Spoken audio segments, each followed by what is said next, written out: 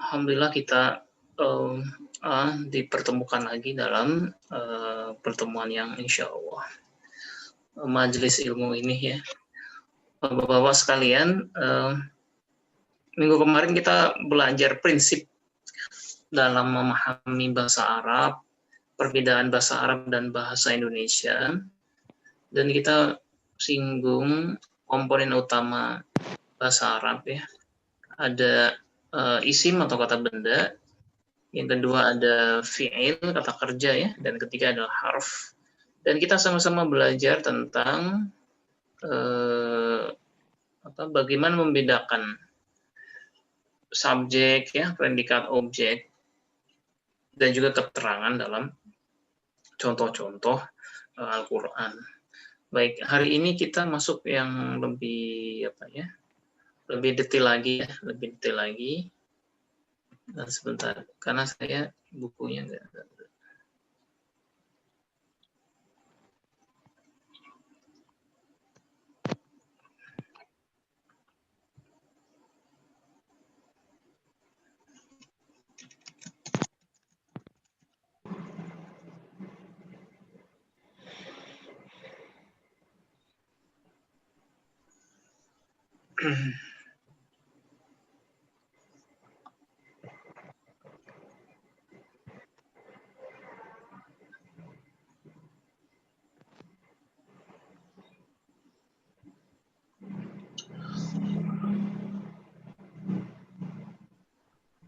Ini butuh tayangan atau kita lihat buku masing-masing ini?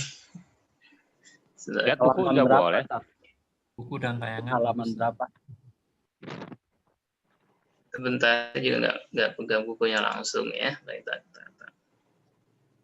Nah, kemarin kita sudah ini ya, sudah sama-sama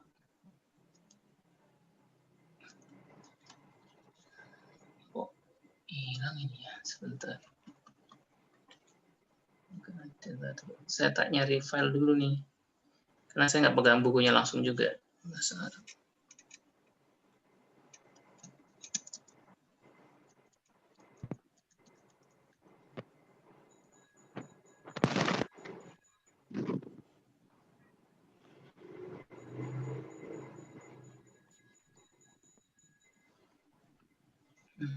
Bentar.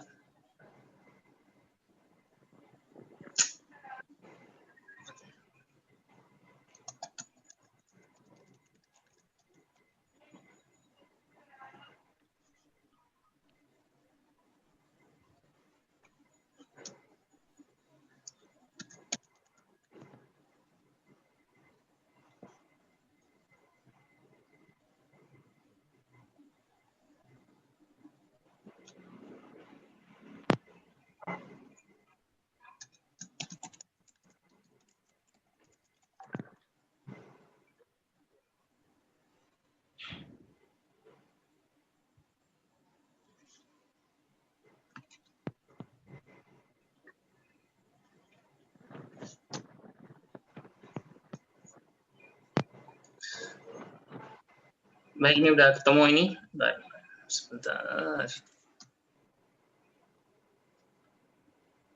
Saya bisa menayangkan, Mbak ya? Bisa coba, Ustaz. Sebentar. Multiple partisipan.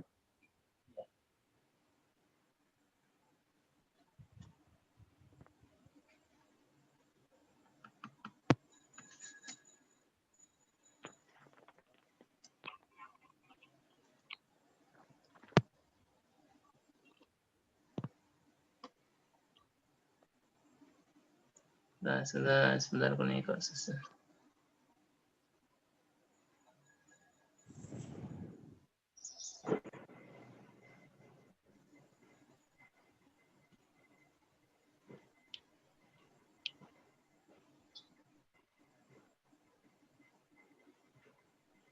Baik ya, saya tayangkan juga.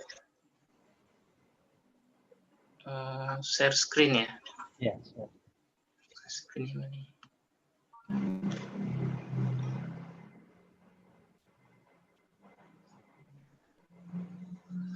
Kelihatan Bapak-bapak? Iya, kelihatan, Ustaz. Saya atur ke bawah dulu ini. Atau halaman berapa ini? Baik. Kemarin kita sudah belajar pembagian komponen utama. Kita belajar bahwa saya bilang onderdil utama di bahasa Arab itu ada isim ya, kata benda. Ciri-ciri kata benda saya refresh lagi. Ciri-ciri kata benda yang utama adalah ada alif lamnya atau the ya, setara dalam bahasa Inggris the. Yang kedua ada tanwin ya. Setiap kata dalam bahasa Arab yang ada tanwinnya pasti dia kata benda atau isim ya. Apalagi ada alif lam itu udah pasti isim. Yang kedua fiil itu dia tidak boleh ada tanwinnya pasti. Tidak boleh ada tanwinnya.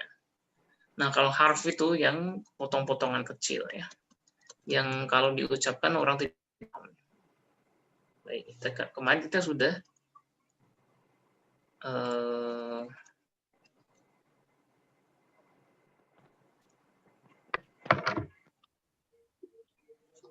yang ini tipe kalimat bahasa Arab belum Bapak? Saya besarin. Kurang besar udah cukup ini? Cukup, Ustaz. Cukup, Ustaz. Kelihatan nggak tayangan saya, Bapak-Bapak sekalian? Kelihatan, Ustaz? Belum. Oh, kelihatan ya. Kelihatan, Ustaz. Kelihatan. Baik, kita sedikit kemarin sudah kita pahami karakteristik atau komponen utama bahasa Arab tadi, isim, fi'il, harf ya, 3 itu.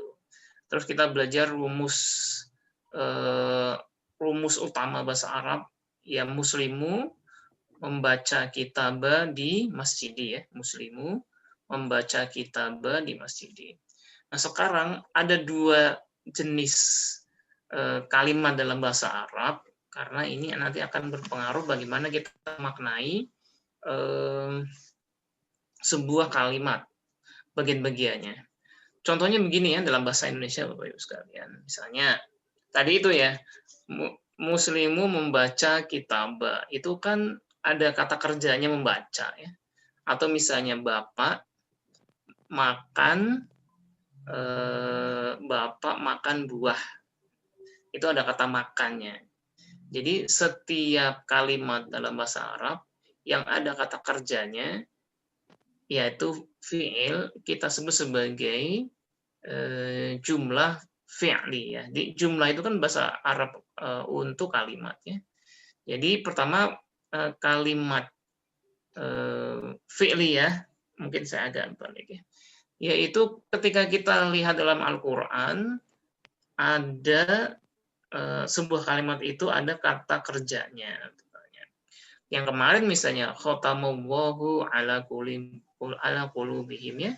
Khotama kata kerja atau fiil, maka kita hukumi itu adalah kalimat fi'liyah atau jumlah fi'liyah. Khotama fiil, Allahu fa'il ya. Jadi ada kata kerja, ada pelaku. Tapi kadang dalam sebuah kalimat itu tidak ada kata kerjanya ya. Misalnya saya ingin ngomong, rumah itu luas. Misalnya buku ini tebal. Dalam kata rumah itu luas, ada kata kerjanya nggak kira-kira Bapak? Nggak ada ya. Tidak ada. Atau buku ini tebal. Tidak ada kata kerjanya. Nah, itu yang disebut sebagai yang A ini ya. Maaf, ya saya kembali tadi, yaitu jumlah atau kalimat ismiyah. Ismiyah itu diawali dengan isim dan memang tidak ada kata kerja. Ya. Jadi paling Assalamualaikum warahmatullahi wabarakatuh. Baik, kita pilih dulu ya. Kalau pilih yang kemarin sudah bisa kita banyak contohnya. Ya intinya adalah ada predikatnya, ada subjeknya, ada objeknya. Itu adalah jumlah fi'liyah. Kalau kita ketemu kalimat yang tipenya ada kata kerjanya, maka strukturnya adalah ada fiil kata kerja, ada fa'il subjeknya, ada maf'ul objeknya. Baik, jadi kata fa'il pelaku, fiil kata kerja, kemudian maf'ul objek itu hanya berlaku di jumlah fi'liyah ya, jumlah fi'liyah. Contohnya ini nih ya. Kelihatan contohnya satu nih. Oh, ini bisa ini kemarin ini apa ya? Dulu Kerja dari Gramedia itu Muhammadun masih bolak-bolak ya. kataba. Nah, ini sengaja dibalik biar ini harusnya bacanya dari kanan nih, apa dari kiri ya. Kata Muhammadun Kataba ad-darsa. Muhammadun darsa. Ad-darsa. Jadi ada kata-kata banyak itu menulis, maka kita hukumi sebagai fiil, kata kerja. Muhammadun karena dia sebagai subjek yaitu fa'il ya, fa'il. Kemudian ad-darsa itu Bapak Ibu nanti lihat Bapak Ibu. Kalau Bapak lihat di buku aslinya ya, ini saya ketemu filenya yang belum diedit ini. Jadi kok bolak-balik komputer di Gramedianya masih belum biasa dengan bahasa Arab. Jadi kata Muhammadun ad-darsa ya, muslimu baca kitaba ya. Kataba itu fiil, Muhammadun fa'il atau pelakunya, ad-darsa maf'ulnya atau objeknya. Baik. Misalnya Hindun membaca surat. Jadi Hindunya itu pelakunya fa'il, membaca itu fiil. Hindun. Yang ya qiraat Hindun karena dia perempuannya, qiraat Hindun. Hindun arisalata ya. Jadi Hindun subjeknya, qiraat itu kata kerjanya atau fiil, arisalata itu objeknya atau maf'ulnya. Dan banyak cukup ya contohnya misalnya yaqra'u talibuna kitaba, yaqra'u fiil atau libuna fa'il pelaku, al-kitaba maf'ul. Nah, sekarang mungkin kita mulai biasakan mengganti kata kerjanya adalah fiil, subjeknya kita sebut fa'il, objeknya kita sebut sebagai maf'ul ya. Yaqra'u fiil kata kerja atau libuna subjeknya pelaku ya. Menjadi fa'il, al-kitaba menjadi maf'ul. Jadi intinya adalah kata kerja, kemudian subjek, ini objeknya ya. Sama misalnya fatahal muslimu al-baba. Fataha membuka, muslim itu muslim, al-baba pintu. Jadi muslim membuka pintu. Tentu saja ini muslimnya adalah fa'il subjek, membukanya adalah fi'il ya. Al-baba objeknya atau maf'ul. Itu dalam struktur kalimat yang ada kata kerjanya ya, atau diawali dengan kata kerja. Nah, kita contohnya dalam Al-Qur'an. Tayangan saya masih kelihatan Bapak-bapak sekalian?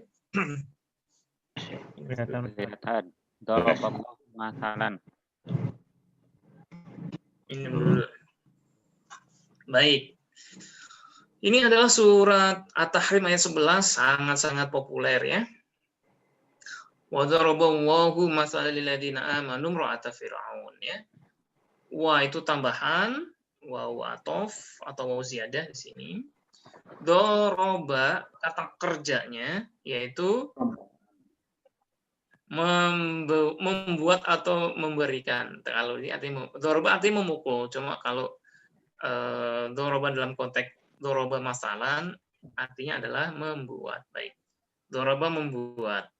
Ini adalah fi'il ya, atau kata kerja. Terus Allahnya, lafaz Allah di sini sebagai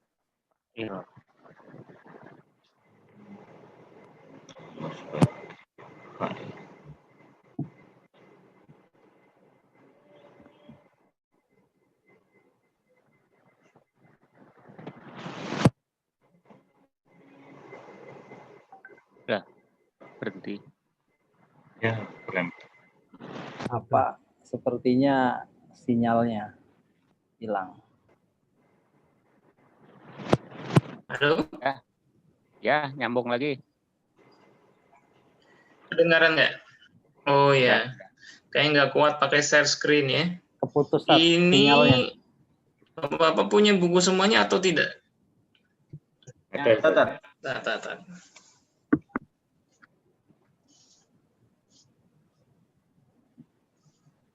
Halaman 12. Ini Sudah Anasir stabil bisa? belum? Anasir bisa? Ini? Nah, itu. Oh, ini sudah punya ini. Sudah. Ya. Hebat banget nih bisa menanyakan ini. Baik, suara saya apakah sudah jelas Bapak-bapak sekalian? Sudah, Sudah, Ustaz. jelas, Sat, jelas. Halo? Iya, Ustaz. Jelas, Sat. Jelas. Suaranya jelas. Gangguan sinyal ini. Iya.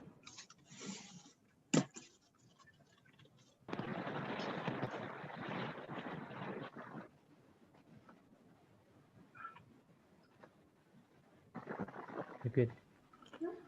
Yang, Halo? Yang nggak ada depannya. Halo, Ya, sudah Jelas, jelas. Ustaz.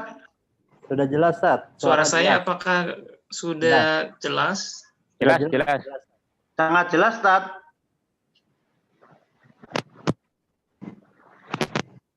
Lanjut, Sat. Sudah jelas, Sat. Baik. Maaf ini lagi musimnya gangguan sinyal ini karena Iya, hujan atau hujan gimana. juga, Baik. iya. Tadi kita sampai At-Tahrim ayat 11, wa darabahu masalan, sudah jelas seperti kemarin kita pelajari. Kenapa lagi? Nggak stabil ya.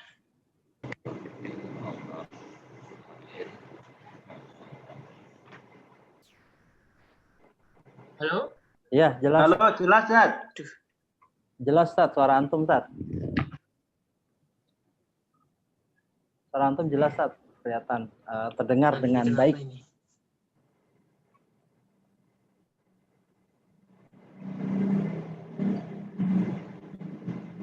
Baik. Maaf atas gangguannya. Sekarang suara saya terdengar, Bapak? Terdengar, Sat. Jelas. Jelas, Ustaz. Saya Sangat nggak jelas. dengar. Iya. Baik.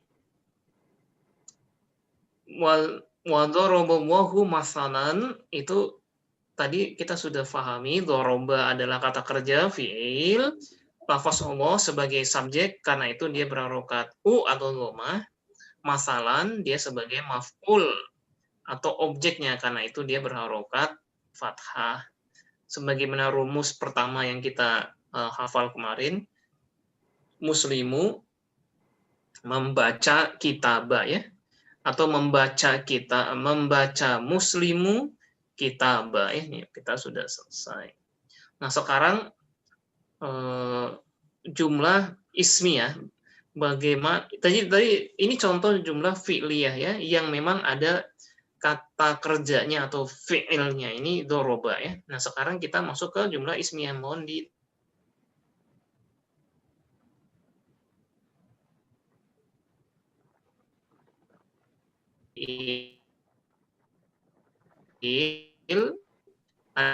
ada kata kerja, subjek, fa'il, maf'ul.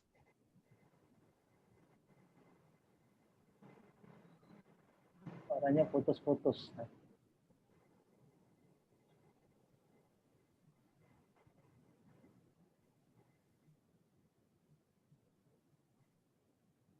Kepala kalimatnya, khobar itu pelengkapnya ya.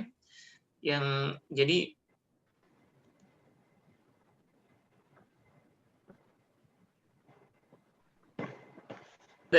itu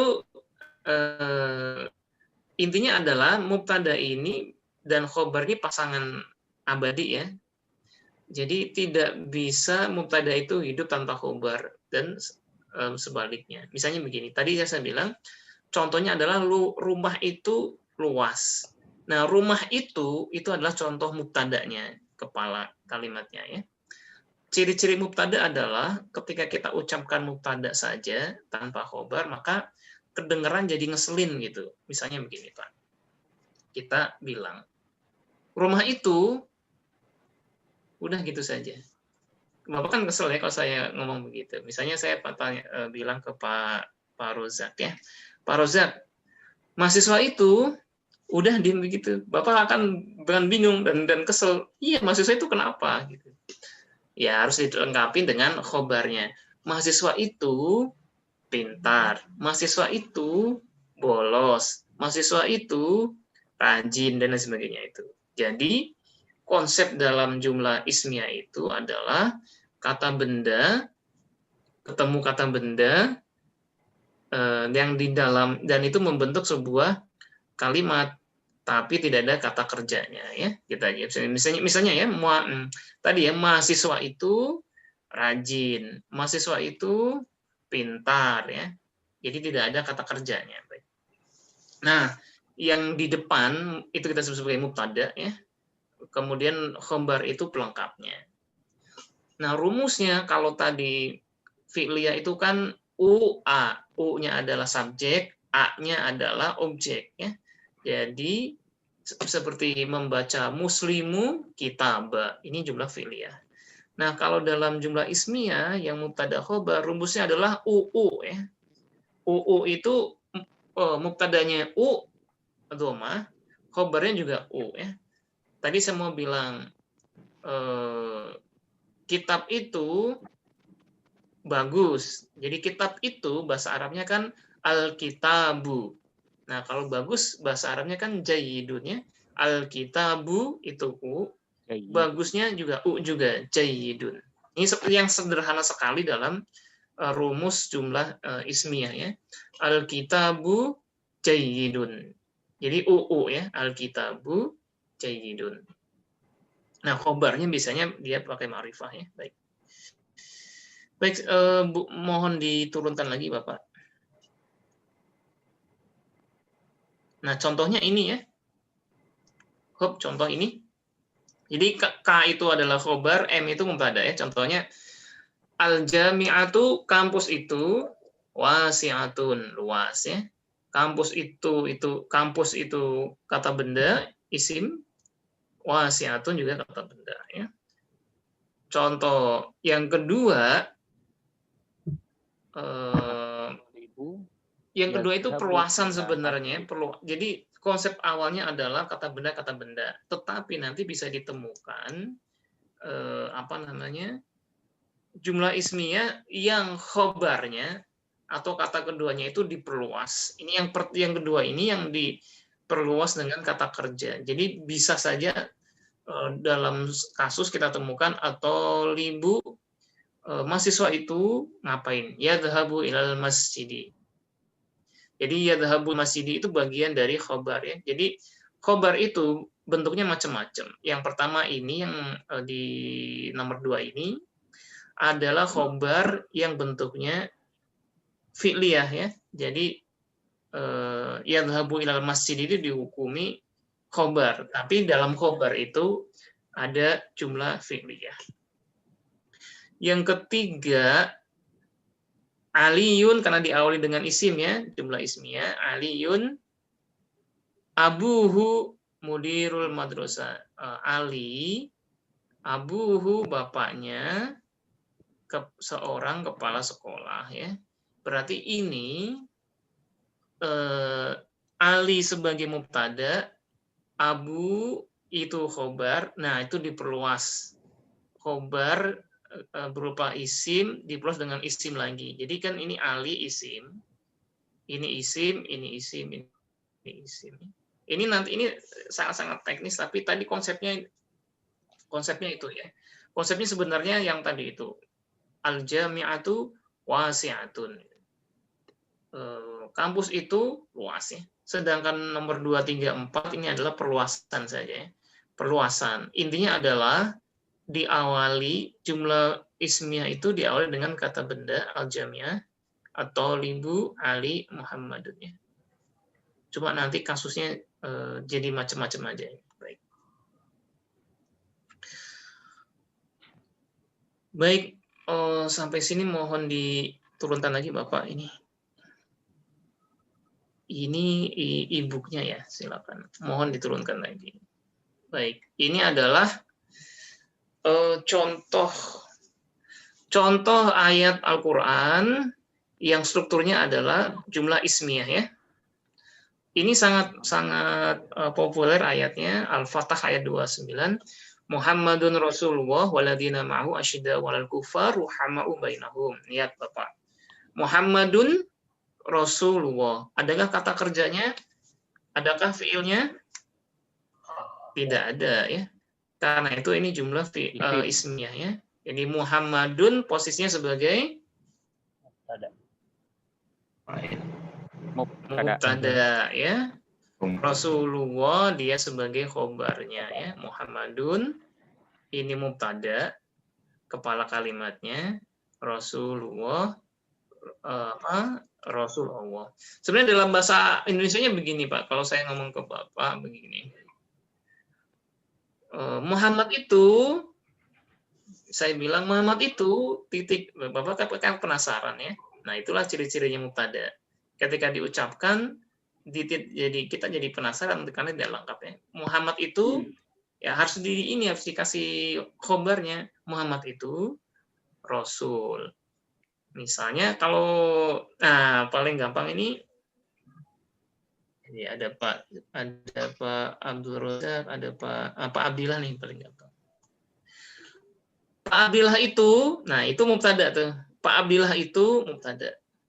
Nah dia harus butuh pelengkapnya apa? Pak Abdillah itu ayah. Pak Abdillah itu direktur misalnya ya. Jadi direkturnya itu direktur bapak atau guru misalnya atau dosen itu adalah pelengkapnya dari kata Pak Abdillah itu. Jadi Muhammad itu Rasulullah, Rasul atau utusan Allah. Baik, ini adalah contoh-contoh. Baik Pak, mohon diturunkan lagi ke bawah.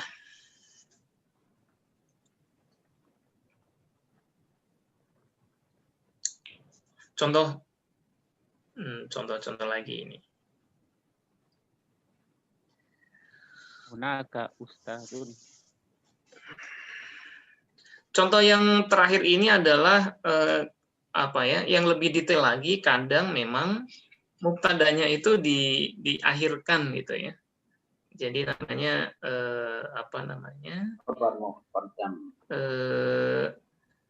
yang diawali dengan khobarnya dulu. Yang intinya tuh di akhir. Misalnya tadi saya bilang Pak Abdillah.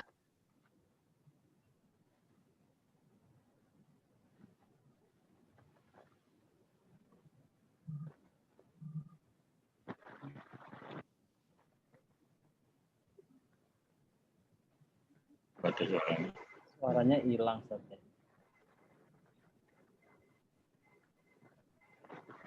Suaranya putus. Sinyal.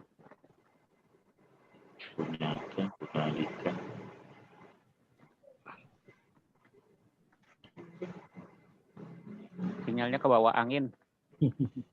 Kemarin bagus banget ya, kemarin bersih. Kemarin nggak hujan. Karena hujan juga kali ya.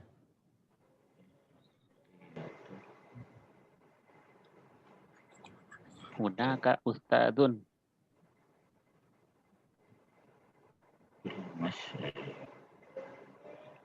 Fil hakibati kitabun. Hakibati kitabun. Lillahil hamdu fi qulubihim marad. Hakibati.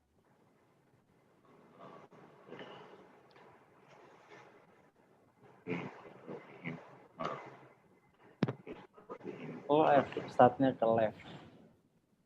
Sinyalnya hilang. Lempar. Iya.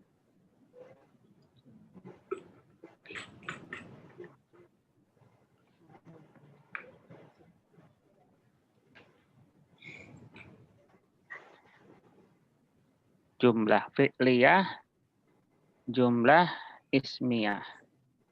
Dua lagi yang baru. Khabar muqaddam.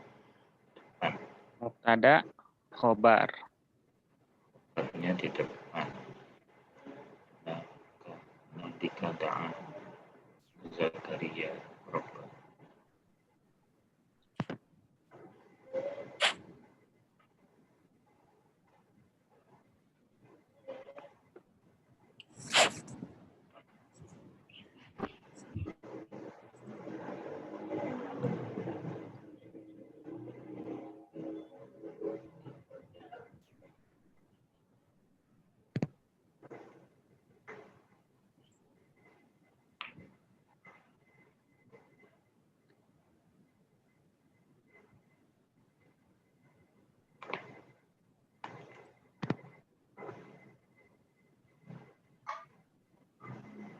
Baik, Assalamualaikum Bapak.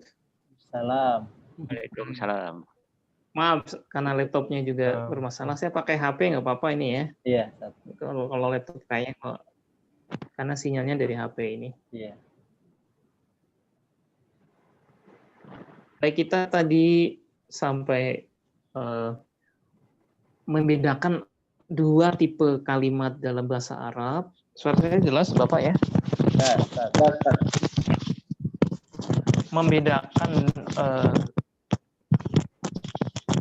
Membedakan dua tipe kalimat dalam bahasa Arab tadi kita sudah mengenal, yaitu yang diawali dengan kata kerja dan ada fiilnya ya, kita sebut sebagai jumlah fi'liyah. Maka berlaku rumus subjek, predikat, objek atau fiil, kata kerja, fa'il, subjeknya atau pelakunya, dan maf'ul objeknya. Nah, ketika tidak ada kata kerjanya, maka kita tidak ada kata fa'il, fi'il, dan maf'ul. Yang ada adalah mubtada dan khobar ya. Bapak-bapak sudah bisa membedakan kapan kita menghukumi fi'il, fa'il, maf'ul, dan mubtada, khobar ya. Mubtada dan khobar. Baik. Ini slide-nya boleh dikebawahkan lagi nggak, Pak?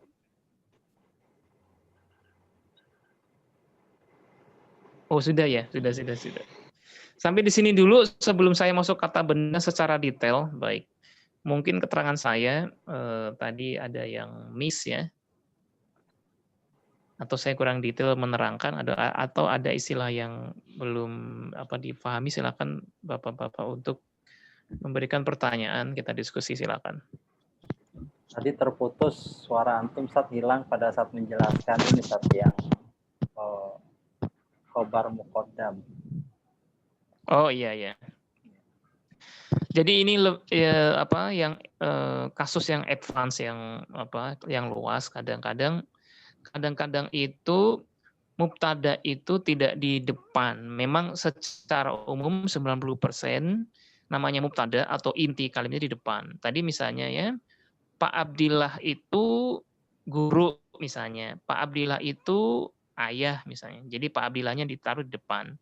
Tapi kadang-kadang Pak Abdillahnya itu ditaruh di belakang. Tadi misalnya kan hunaka ustadun. Jadi hunakanya itu di sana guru gitu. Jadi misalnya di sana Pak Abdillah, tapi Pak Abdillahnya itu mubtadanya ya, meskipun Pak Abdillahnya diposisikan di belakang gitu. Itu namanya khobar muqaddam. Khobarnya dikedepankan ya. Khobarnya dikedepankan. Mubtada muakhor, mubtadanya ditaruh di belakang. Tapi itu sedikit, yang banyak memang mubtadanya di depan ya. Kebanyakan mubtadanya di depan ya. Nah, ini kalau misalnya kan ini yang contoh yang kedua, kalau Bapak lihat misalnya kitab ya. Kitab di dalam tas. Kitabnya mubtadanya intinya, tapi di dalam tasnya itu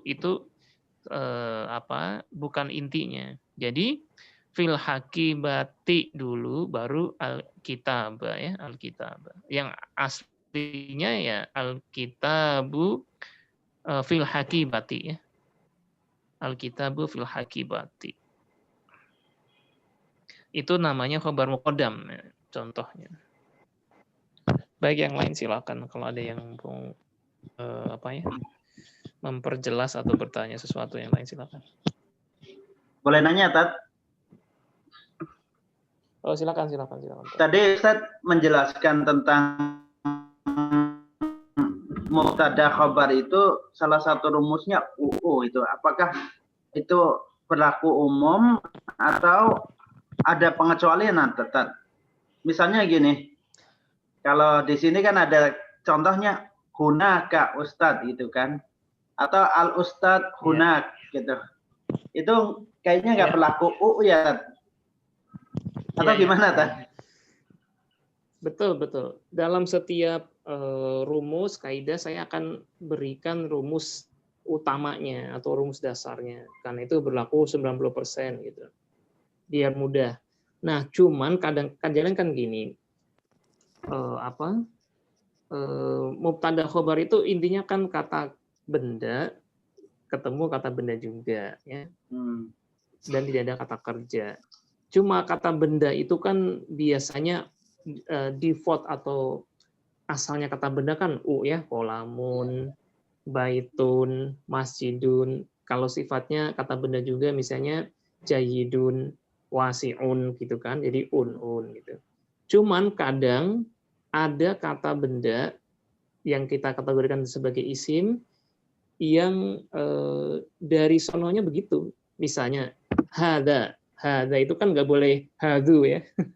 Termasuk hada itu ini. Kalau di sana kan hunaka, nggak boleh hunaku gitu. Jadi karena ini adalah isim isyarah ya, kata benda untuk penunjuk ya, penunjuk, maka dia sifatnya itu akan selamanya hunaka. Tidak bisa hunaku dan hunaki. Beda dengan masjid ya.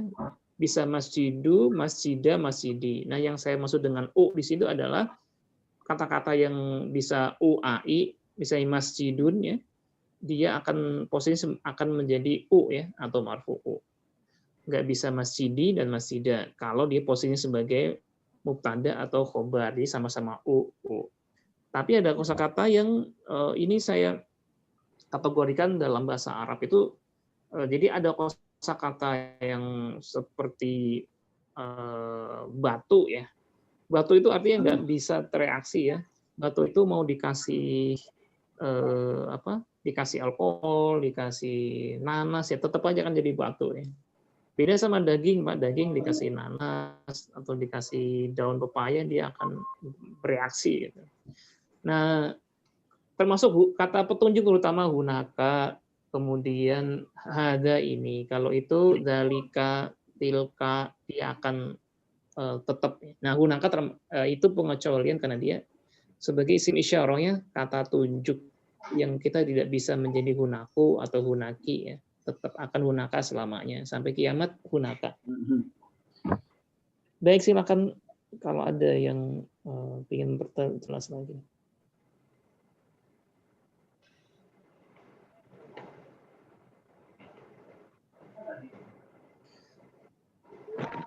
Baik, untuk tipe kalimat, ya silakan.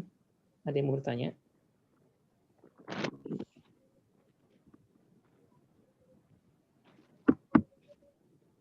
Untuk tipe kalimat cukup, Bapak-Bapak? Nggak ada yang mau bertanya lagi? Cukup ya. Intinya begitu ya. Jadi konsepnya pegang dulu, nanti detailnya prakteknya itu nomor 2 ya. Seiring dengan perjalanan nanti akan lebih mendetail lagi. Baik. Kita kembali ke tayangan. Sekarang kita lebih spesifikkan karena gini ya. Persoalan nahwu shorof itu, gramatika itu persoalan menentukan apakah ini fiil, apakah ini isim, apakah ini harf ya. Nah, kita lebih detail mengidentifikasi dan mengkategorisasi tiap-tiap komponen. Jadi saya akan bahas ke depan 3 komponen utama lebih detail dari isim. Kalau kita kalau kita dalam Al-Qur'an kita identifikasi isim nih. Nah, nanti isim ini kan macamnya jenisnya macam-macam ya. Isim atau kata benda bentuk laki-laki atau perempuan. kemudian tunggal, dual, atau jamak, ya kan? Halo, masih jelas suara saya, Bapak? Masih jelas, Masih ya? Jelas, Ustaz.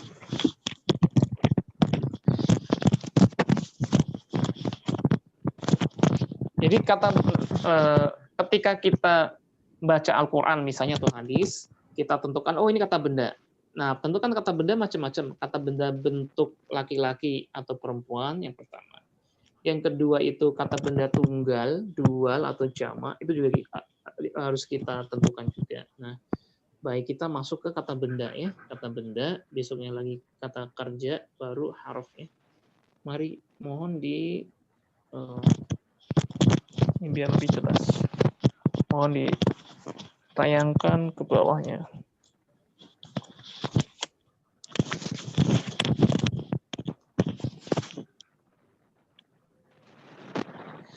Baik, saya ulangi, refresh. Bagaimana kita mengatakan dalam sebuah kalimat bahasa Arab di Al-Quran atau di hadis misalnya bahwa ini kata benda? Nah, itu tadi ya. Yang pertama, semua kata dalam bahasa Arab kalau ada alif lamnya maka dia kita hukumi isim ya, kata-kata benda. Dan semua kata dalam bahasa Arab kalau Bapak Ibu lihat ada tanwinnya itu pasti isim ya. Apapun itu, pokoknya kalau ada tanwinnya dia pasti isim. Ya kayak masjidun, qolamun, baitun, dia pasti isim ya. Ya misalnya hadza qolamun ya. Ada al-masjidu misalnya. Saya kira ini sudah jelas ya. Nah, ciri yang kedua mohon kebawahkan lagi Bapak. Ciri yang kedua adalah ini contohnya saya kira sudah jelas ya, simple ya. Contoh yang kedua, ciri yang kedua di depannya ada preposisi jar. Jadi kalau ada huruf jar atau preposisi saya sebut ya, misalnya ila, min, ya, ala, fi, depannya itu pasti kata benda ya. Misalnya saya pergi ke, setelah ke itu pasti kan kata benda ya, mau masjid, mau rumah, mau sekolah ya, kita sebut sebagai isim ya. Jadi kalau ada preposisi atau huruf jar, maka depannya harus kata benda atau isim. Tidak boleh saya pergi ke menunggang kuda, ini kan lucu. Jadi ke-nya itu depannya harus kata benda. Baik. Contohnya ini misalnya bil haqqi wa tawasau bil haqqi, karena sudah ada bi dengan ini adalah preposisi atau huruf jar, maka setelah bi itu harus kata benda ya. Al haqqi ada alif lamnya, dia kata benda. Termasuk bisobri ya. Baik. Ini ciri-ciri kata benda atau isim ya. Baik. Nah, sekarang kita lanjut ke kategorisasinya ya. Mohon dikebawahkan lagi Pak ininya. Tayangannya bisa dibawahkan lagi.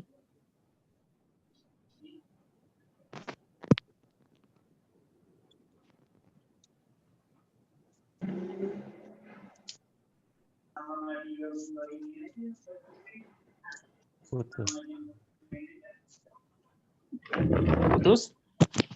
Enggak, Ustaz, enggak. Bisa ya. Rumus subjek, objek, dan keterangan ini sudah ya. Lanjut saja Pak, ini sudah saya bahas.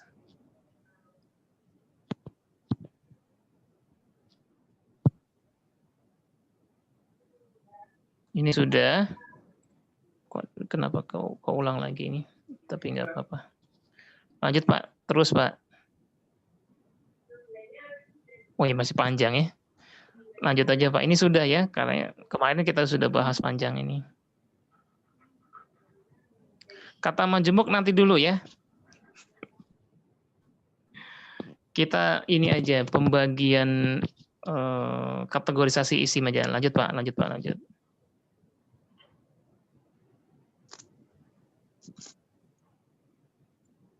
Sami Allah.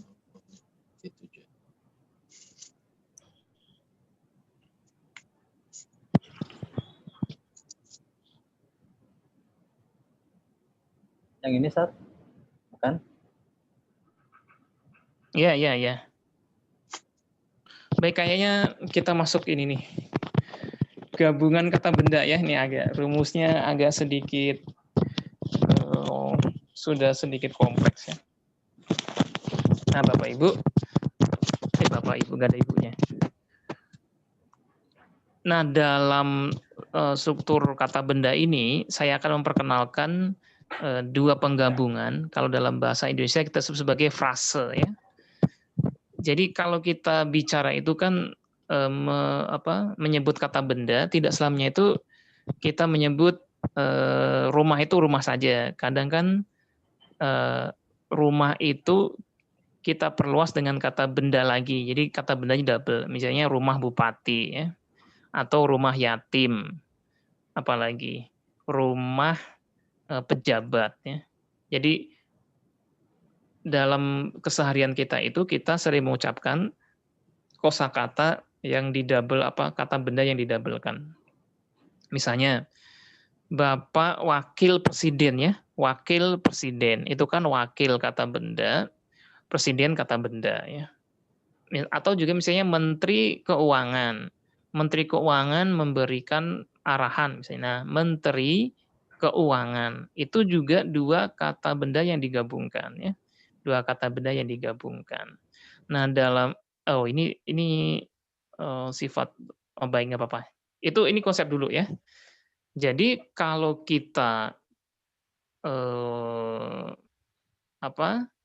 kasih contoh tadi pakai menteri aja yang gampang ya. Jadi ada dua tipe. Menteri keuangan itu adalah gabungan menteri kata benda, keuangan kata benda. Nah, itu yang kita sebut dengan struktur, nanti kita belajar struktur idhofah ya. Idhofah yaitu kata benda satu dan ada kata benda dua lagi. Contohnya adalah menteri keuangan, wakil presiden, ya, mahasiswa kedokteran, mahasiswa komputer gitu. Dua-duanya kata benda. Tapi kalau kita ngomong misalnya mahasiswa, menteri, wakil itu tidak selamanya harus digabungkan dengan kata benda juga. Penggabungan yang kedua yang umum adalah digabung dengan kata sifatnya. Jadi strukturnya menjadi menteri yang cerdas.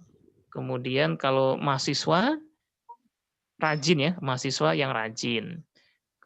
Ada lagi misalnya tadi saya bilang menteri, mahasiswa atau wakil ya.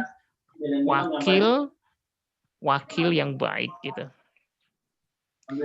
Jadi intinya adalah satu kata benda ini bisa diperluas menjadi frase atau dua kata, bisa dengan kata bendanya lagi, kata benda yang lain ya, misalnya tadi ya, mahasiswa kedokteran, menteri keuangan, tapi juga di depannya bukan kata benda lagi, tapi kata sifat ya, yaitu misalnya mahasiswa rajin atau yang rajin, menteri yang cerdas itu. Nah, ini dalam Al-Qur'an banyak sekali muncul dua bentuk frase atau gabungan kata. Kita bahas ini gabungan kata benda dan kata sifat ya. Gabungan kata benda yang depannya dikasih kata sifat. Baik. Boleh diturunkan Pak, mohon diturunkan dulu. Baik, ini contohnya ya. Contohnya adalah masjid yang bagus. Kalau dalam bahasa Arab tidak perlu ada yangnya. Jadi al-masjidu al-jamilu atau masjidun jamilun boleh. Kalau dalam rumus sifat ini, kalau dalam rumus sifat ini, kalau kata bendanya ada alif lamnya, sifatnya ya dikasih alif lam gitu aja. Kalau kata bendanya sudah u, sifatnya juga u. Jadi saya sering karena awalnya kita pakai contoh misalnya, muslimu baca kitabah. Nah, muslim ini kan bisa diperluas dengan muslim yang baik ya. Muslimu kalau bahasa Arabnya menjadi muslimu baiku ya. Muslimu baiku. Karena baik ini sifatnya muslim, maka dia mengikuti harokat muslimnya ya. Karena muslimu sudah u, maka baiknya menjadi u juga. Jadi rumusnya muslimu baiku. Ini adalah rumus dasar sifat ya. Muslimu baiku. Ini contohnya al-jannatu al-wasi'atu. Madrasatun jadidatun. Karena dia sama-sama tidak pakai alif lam ya. Intinya sifat itu ngikutin kata bendanya, baik harokatnya atau alif lamnya ya. Baik, kita lanjutkan, mohon di scroll ke bawah lagi, Pak.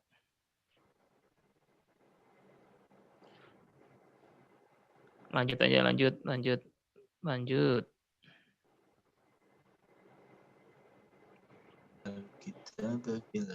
Nah, langsung saja ini adalah contohnya Pak, Al-Mulk ayat 12 ya. Al-Mulk ayat 12. A'udzubillahi minasyaitonirrajim. Innal ladzina yakhshawna rabbahum bil ghaibi lahum maghfiratun wa ajrun kabir ya. Sesungguhnya orang-orang yang takut kepada Tuhan mereka dan yang gaib, lahum bagi mereka maghfiratun ampunan dan ya ajrun pahala. Nah, pahalanya ini dia sebenarnya sudah di situ ya. Orang-orang yang takut pada Tuhannya maka mereka mendapatkan satu maghfirah ampunan dan pahala. Sudah selesai di situ sebenarnya, Pak. Cuman pahalanya diperluas dengan kata sifat yaitu kabirun ya. Nah, kabir itu adalah sifat ya. Jadi ajrun kabirun. Kenapa kabirun? Karena dia sifat dari ajrun. Nah, ajrun tidak pakai alif lam, maka kabirnya tidak pakai alif lam. Ajrun sudah dhammah tanwin ya, maka kabirnya juga pakai dhammah tanwin ya. Jadi ajrun pakai dhammah tanwin dhammah, kabirnya juga pakai juga. Ini adalah sifat ya. Struktur sifat tuh begini. Baik. Kita ada contoh lagi ke bawah, mohon scroll Pak. Masih ketutup halamannya, Ustaz. Masih yang belum beli. Oh, ya udah. Iya. Oh, ya. Ya. Sampai sini dulu.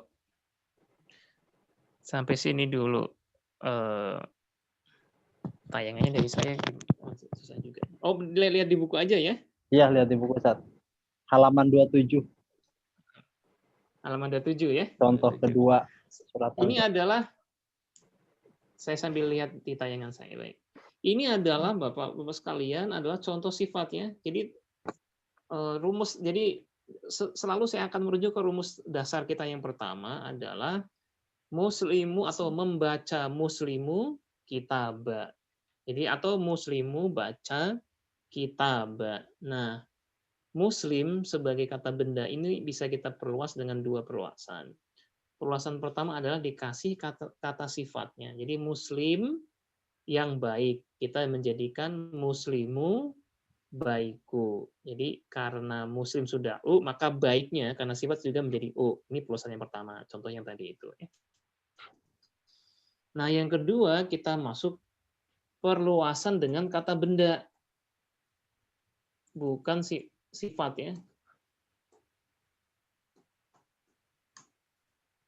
Misalnya Pak, muslim depannya jangan kata sifat, muslim kampus ya. Nah, muslim itu kata benda, kampus kan juga kata benda juga. Kampus itu bukan sifat ya, kampus yang kata benda, bisa kita lihat langsung. Baik. Kalau muslim depannya dikasih kampus, misalnya muslim kampus membaca kitab, itu kan begitu contohnya. Nah, muslim dan kampus ini akan ada reaksinya tertentu. Jadinya muslimu kampusi. Kok kampusi? Iya, karena kata benda keduanya itu harus berharokat i atau majrur. Itu nanti rumusnya bukan sifat, tapi rumusnya idhofah ya, mudhof ilaih kalau dalam bahasa Arab. Baik. Saya sambil lihatin ini catatan ini. Masih error. Ya. Ctrl A. Tata. Laptopnya masih error. Gitu. Betul.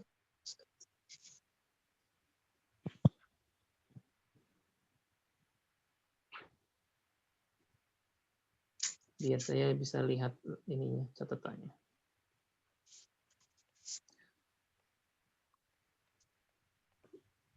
Baik, saya misalnya idza ketika jaa datang. Nih, jaa kan datang itu fiilnya.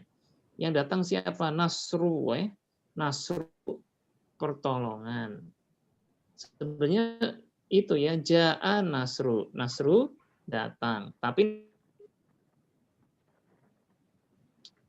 Ja.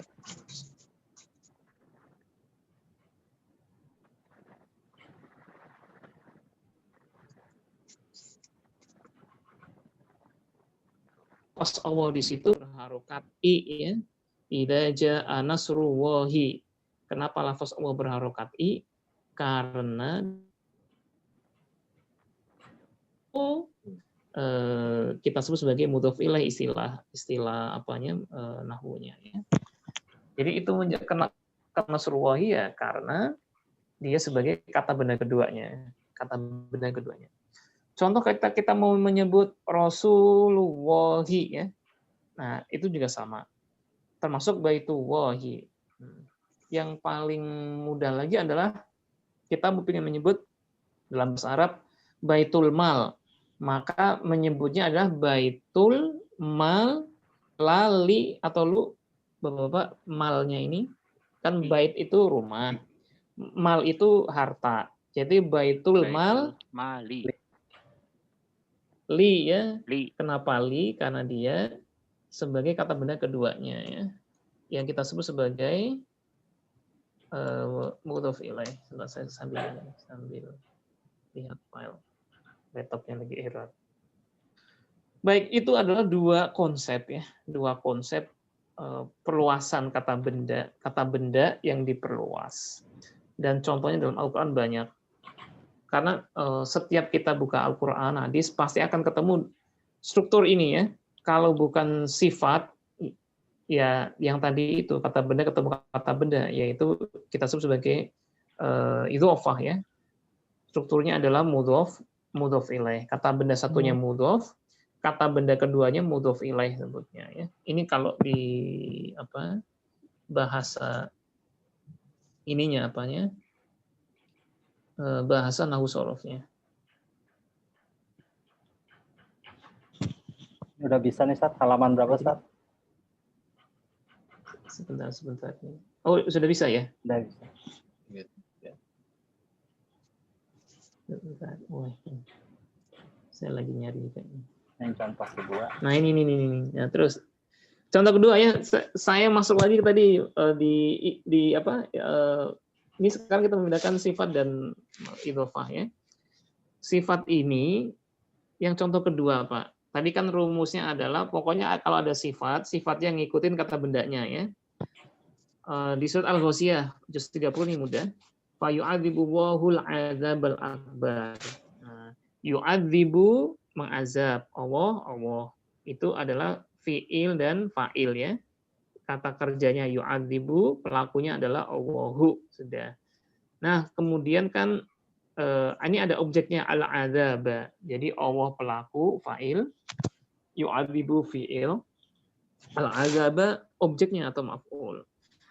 Nah, objeknya ini kan kata benda nih Pak, al-azab.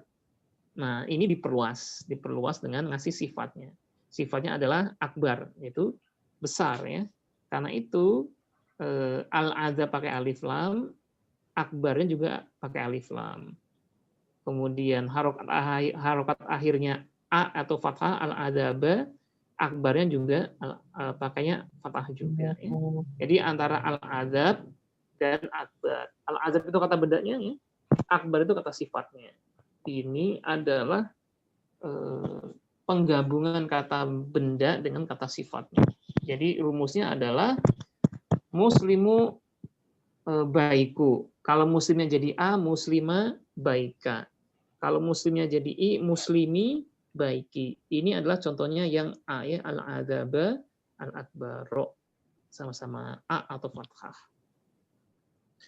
Contoh yang ketiga kayaknya Pak ada di bawahnya ya Pak. Contoh Nuh ayat 1 ya, sama dari al-adzabun alimun ya. Azab alim yang pedih. Karena dia sifat maka mensifati kata bedanya sama-sama ya, sama-sama. Kemudian Zamil ayat 20 kita lihat qardhan hasanan. Qardhan itu kan artinya pinjaman hasanan yang baik ya. Qardhan ini adalah kata bendanya karena ada tandanya. Nah, sifat itu kan mau ngomong baik kan hasanun sebenarnya. Karena qardhan sudah pakai tanwin fathah, maka hasannya juga pakai tanwin fathah kan ini sebagai sifatnya. Mengatakan yang hasan, yang baik, sama-samaan ya, sama-samaan. Baik, ke bawah lagi Pak, mohon di-scroll ke bawah lagi.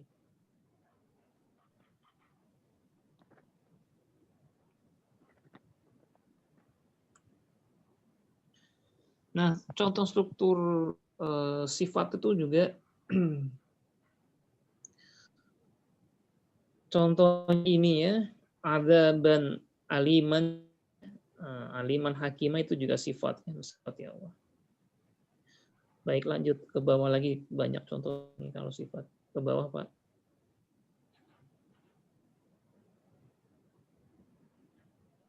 Termasuk fi jannatin aliyatin ya, lanjut aja. Nah, saya akan lanjut ke yang dua itu Pak, yang idhofah ya, idhofah. Jadi kalau dalam struktur sifat, maka kata bendanya kita sebut sebagai mausuf, sifatnya kita sebut sebagai sifat ya. Jadi rumusnya adalah sifat mausuf. Sifatnya itu ya sifatnya yang baik, yang luas, yang pedih termasuk. Nah, kata benda yang disifati kita sebut sebagai mausuf ya.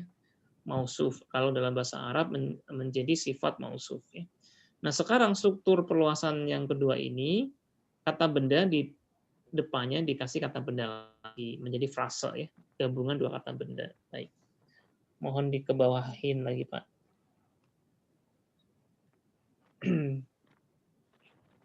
Nah, contoh di atas ini adalah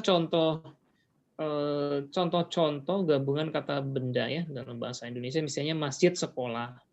Jadi masjidul madrasati ya. Jadi kata benda keduanya wajib i. Kalau itu kata benda plus kata benda. Kitab hukum ya, kitabul hukmi. Atau gelas dan emas ya. Kalau dia gabungannya menjadi kaksu dahabi ya, dahabin. Wakil presiden naibur roisi ya. Jadi perhatikan bahwa kata benda keduanya harus berharokat i ya. Penutup nabi, khatimul anbiya. Baik. Ini contoh-contoh katanya. Ya, kita lihat ayat Al-Qur'annya. Silakan ke bawah Pak, mohon ke bawah lagi.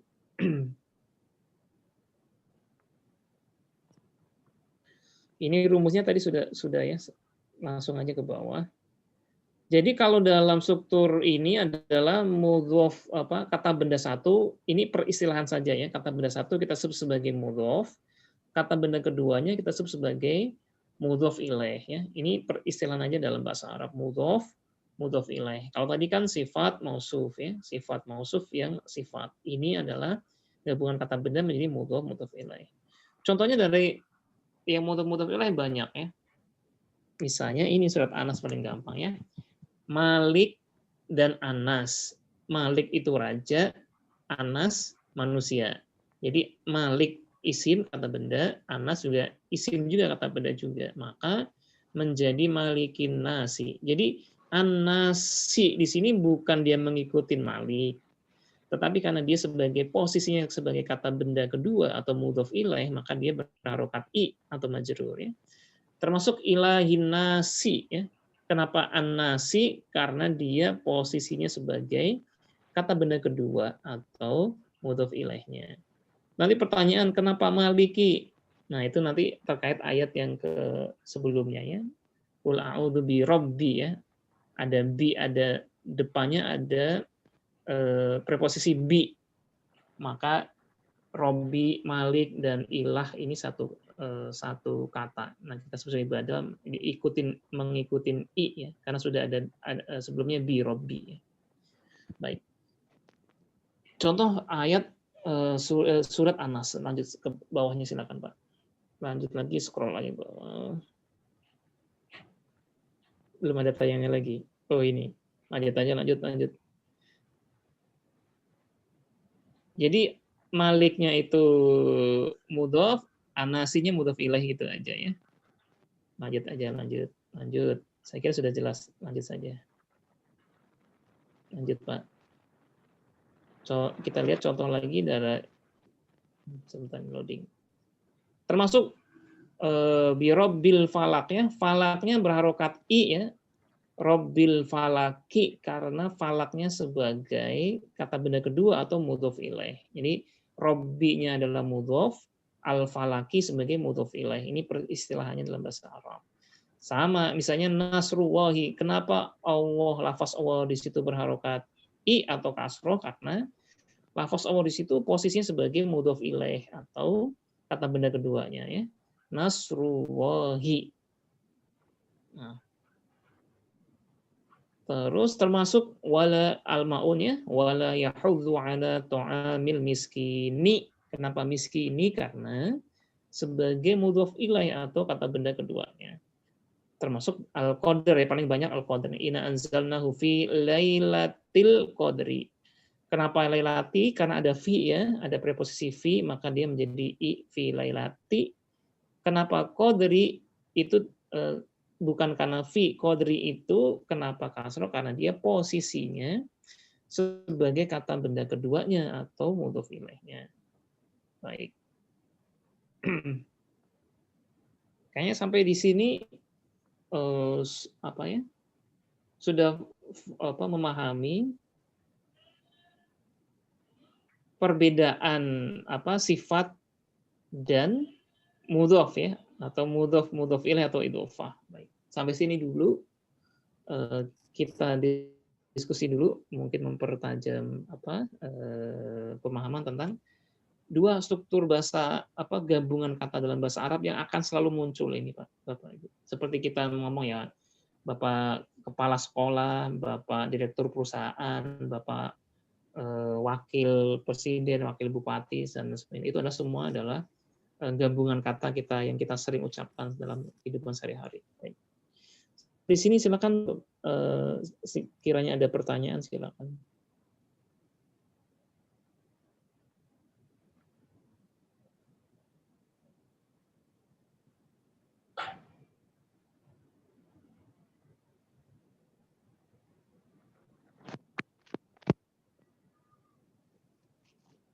Izin Ustadz.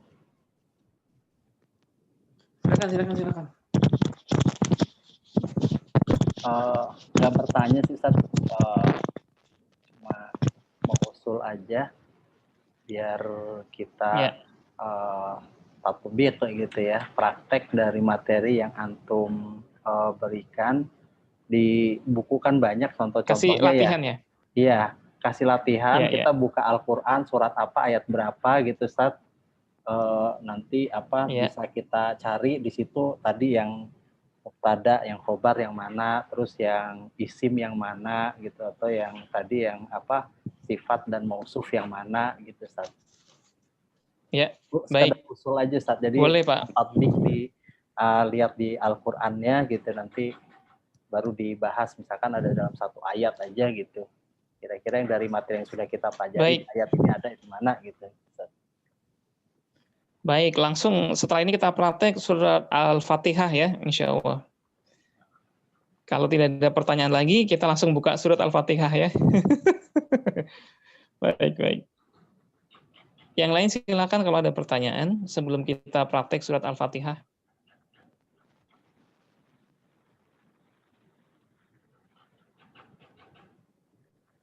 Oh, mantap ini Bapak, ini canggih sekali.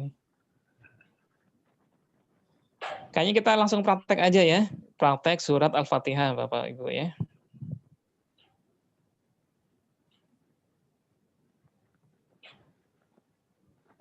Sudah kebuka Pak? Kayaknya udah hafal semua ya. Ya, tinggal dibesarkan. Baik.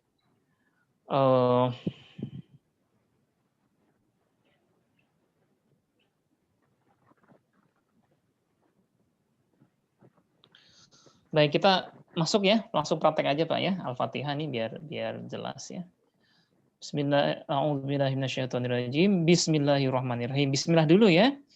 Bismillah, biasanya kalau praktek pertama, saya bilang level kedua itu penting, karena setelah level 1 kita bisa membaca, kita harus bisa mengartikan dulu. Kalau Al-Fatihah kan enggak, level 2 kan udah bisa semua ya. Sudah sangat hafal ya. Bismillah, bi dengan itu adalah harf ya, harf jar, harf ismi nama, ini adalah termasuk isim ya, karena sesuatu benda atau kata benda abstrak, nama segala macam itu. Allah itu juga isim ya, isim karena penyebutan Allah isim. Ar-Rahman udah pasti isim karena ada alif lamnya, pasti isim tadi ya. Semua yang ada alif lamnya pasti isim. Baik. Kemudian Ar-Rahim juga isim juga karena ada alif lamnya, alif lam. Saya kira ini sudah jelas ya pembagiannya, mana isim, mana harf, dan mana fiil. Kok nggak ada fiilnya? Iya betul Pak, nggak ada fiilnya Pak. Di dalam ayat Bismillahirrahmanirrahim, Al-Fatihah 1 ini tidak ada fiilnya. Memang nggak ada fiilnya. Ya begitulah. Baik. Tapi sebenarnya kalau mau, karena Al-Quran itu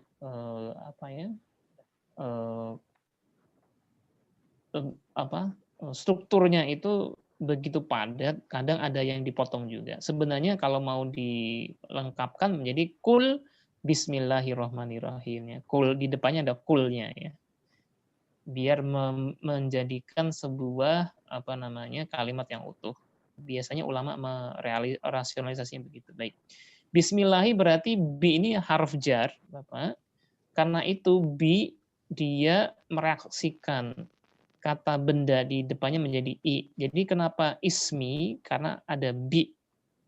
Jadi rumusnya adalah bi jar ismi majrur ya. Oh, ini untuk jar majrur udah saya sampaikan belum ya nanti? Ya intinya itu i.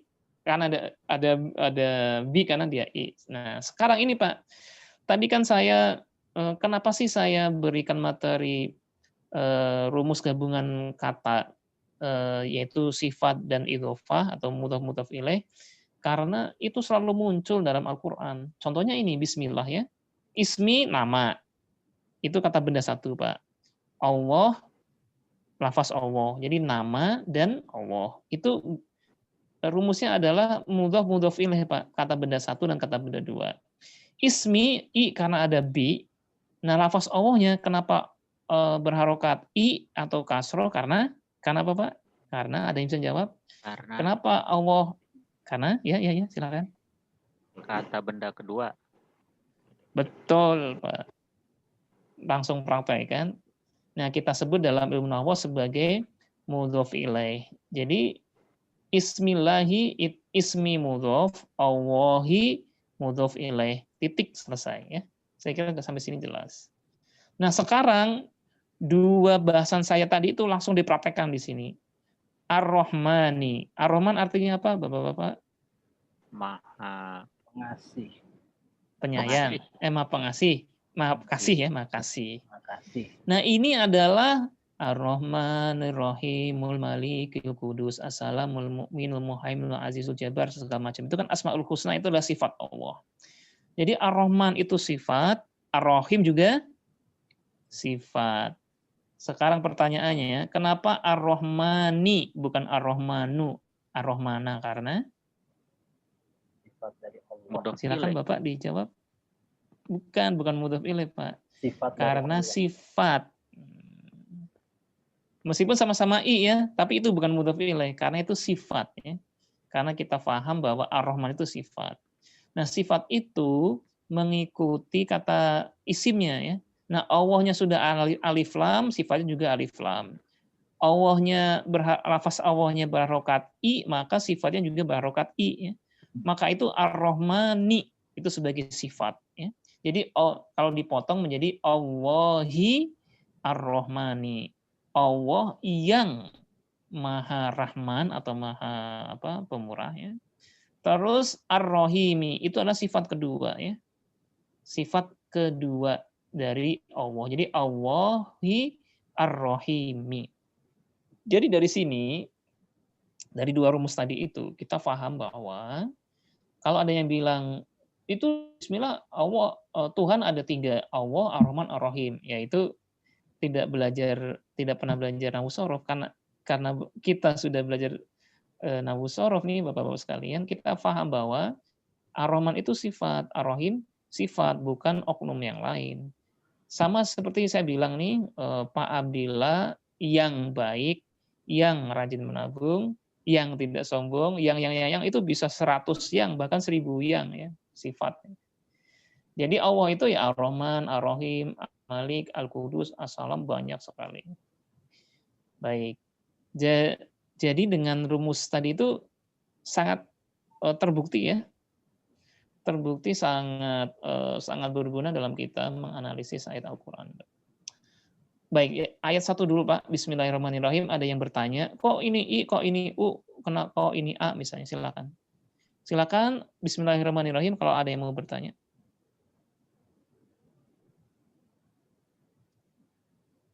Tidak ada yang bertanya? Silakan. Cukup ya? Cukup. Jadi kita sudah menerapkan rumus sifat dan idhofah atau mudhof ilaih. Nah, sekarang kita terapkan rumus yang lain. Ayat yang kedua, Alhamdulillahirabbil alamin. Nah, alhamdu pujian, lillahi bagi Allah, Rabbi Tuhan, alamin semesta alam. Baik. Alhamdu, pertanyaannya adalah kenapa alhamdu bukan alhamda, bukan alhamdi? Karena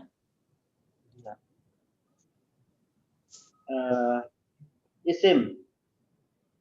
Ya, satu isim. Yang kedua? Mubtada. Ya, siapa yang ngomong mubtada tadi? Betul, Pak ya.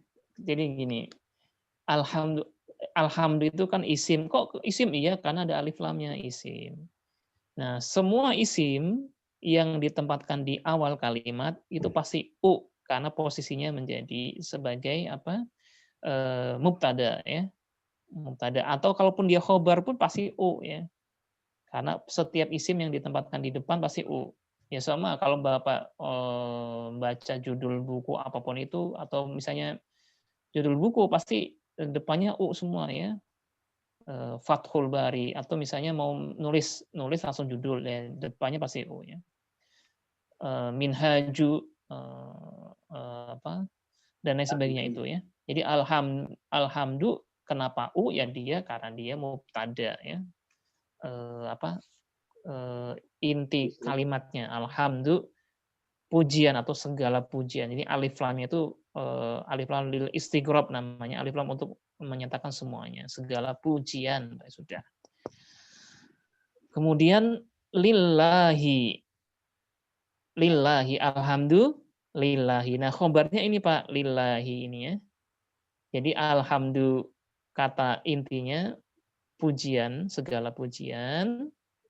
Lillahi khobarnya. Khobar itu pelengkap aja. Kok khobarnya enggak u? Ya gimana mau u? Sudah ada li di situ. Jadi khobar itu pelengkap. Segala pujian itu, titik, itu kan menjadi kesel apa? Nah, harus ada pelengkapnya. Lillahi, bagi Allah. Titik, enak. Kalau saya ngomong segala pujian itu untuk Allah, titik kan enak. Tapi kalau saya ngomong segala pujian itu, nah nggak enak kan, bingung kan Bapak-Bapak? Itu yang ciri-ciri khobar mubtada itu begitu. Kalau diucapkan khobar mubtada saja dia enak kedengarannya. Jadi ada yang janggal. Jadi alhamdu kemudian yang melengkapinya itu kita sebut sebagai khobar, lillahi khobarnya ya. Alhamdulillahi. Kenapa lafaz Allah berharokat i atau kasroh? Ya jelas ada li di situ ya. Ada preposisi jar namanya li. Ilahi. Nah, pertanyaan yang kedua, ini belum saya kasih ini. Robbi, kenapa Robbi Pak? Bukan Robu, bukan Roba. Nah, ini materinya saya kasih.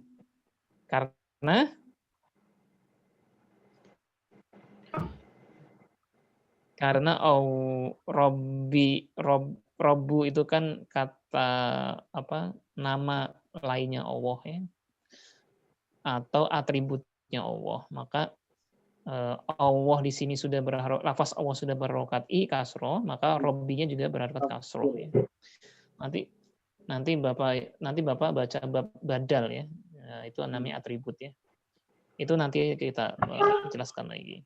Nah, sekarang yang ini Pak, nah rumus tadi yang saya kasih ya, gabungan kata itu ada kata Robbi yaitu Tuhan, ada kata alam. Jadi Tuhan kata benda kan atau isim. Terus al-alam, apalagi ada alif lamnya, isim juga. Karena itu kita hukumi apa nih? Rabbil alamin hukumnya apa, Pak?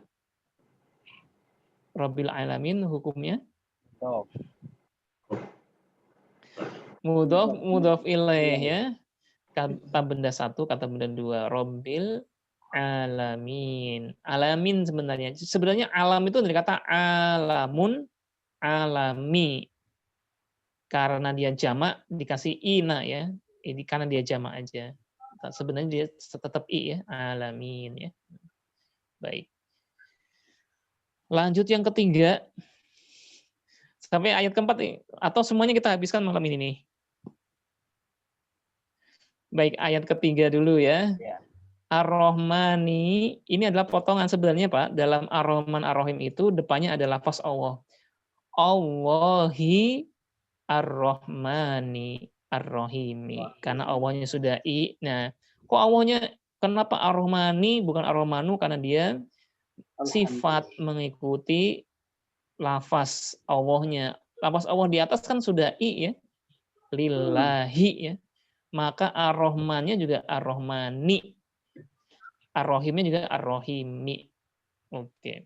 Ayat yang keempat, Maliki juga termasuk tadi Robbi sudah i, Malik itu raja. Jadi Robbi, Malik itu juga atributnya atau sebutannya Allah juga ya.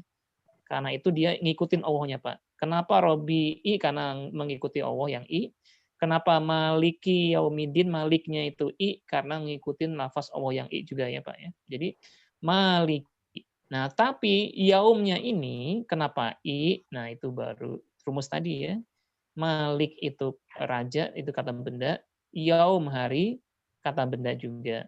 Ya, yaum ini posisinya sebagai kata benda kedua atau mudhof ilaih. Makanya maliki yaumi ya.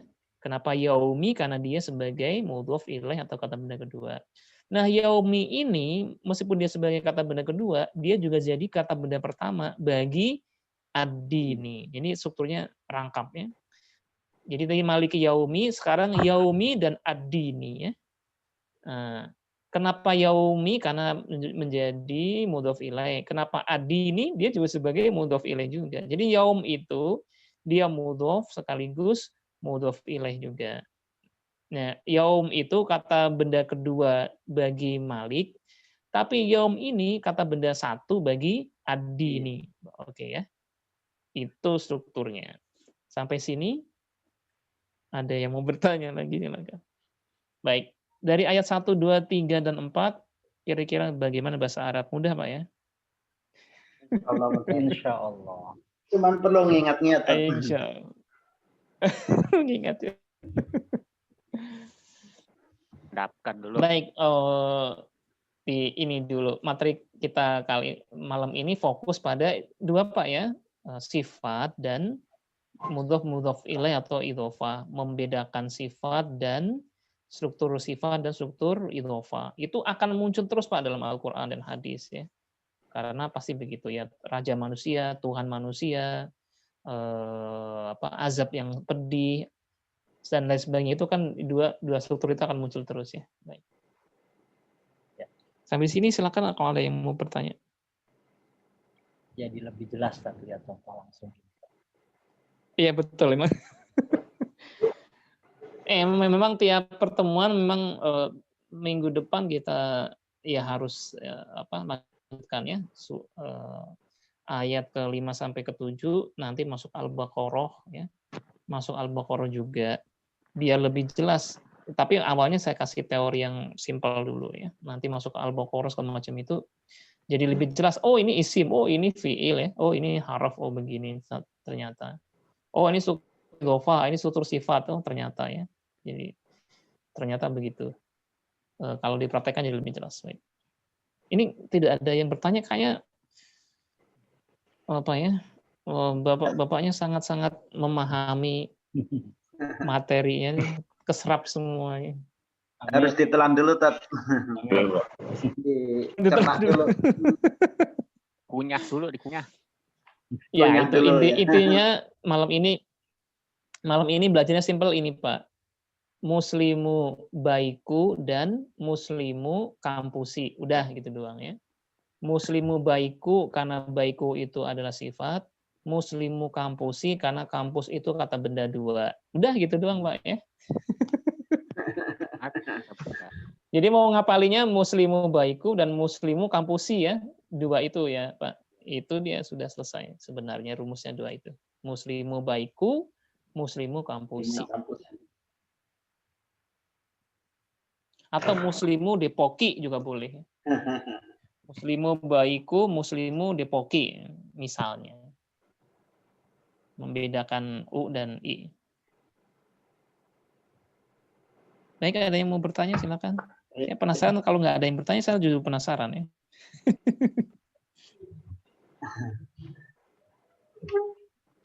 Kunyah-kunyah dulu, Tat. Oh iya baik. Ini mau lanjut atau selesai di sini aja nih? Cukup dulu, Tat. Cukup dulu deh. Cukup dulu ya. Seminggu ke depan diendapkan. Seminggu depan diendapkan dulu. Kalau mau kok ketemu ayat mau bertanya juga boleh WA saya ya. Kok begini sih? Katanya begini gitu boleh. Ya seminggu ke depan diendapkan sambil lihat-lihat Al-Qur'an. Oh ya nih kayaknya strukturnya ini nih gitu. Baik. Kalau mau mengkonfirmasi sebuah ayat boleh WA ke saya. Baik. Cukup ya, syukron jazakumullah khairan atas segala kesempatannya dan mohon maaf ini suka mati-mati ini. Mungkin karena hujan ya, jadi jaringannya bermasalah. Mohon maaf kalau ada banyak kekurangan. Ya silakan. Halo? Antum masuk di grup aja, jadi satu grup kita nih. Jadi kalau mau WA langsung di grup supaya yang lainnya. Ya boleh dimasukin. Ada pertanyaan, gitu aja ya. Boleh Ustaz. Boleh dimasukin Ustaz. Baik. Kalau baca Al-Quran ada kok ini kayaknya nih Ustaz, iya. Kalau mau mengkonfirmasi betul nggak ini, ya. Baik, kalau sudah cukup, sudah malam, terima kasih. Kita tutup dengan lafaz hamdalah, alhamdulillahirabbil alamin. Subhanaka Allahumma wa bihamdika asyhadu an la ilaha illa anta astaghfiruka wa atubu ilaik. Satu lagi kita masih adaptasi ya. Cara pengajaran online bisa juga masih adaptasi. Saya usahakan harus ada tampilan, memang harus ada tampilan sambil lihat buku, baru langsung praktek ya. Baik. Syukron jazakumullah khair. Wassalamualaikum warahmatullahi wabarakatuh. Waalaikumsalam warahmatullahi wabarakatuh.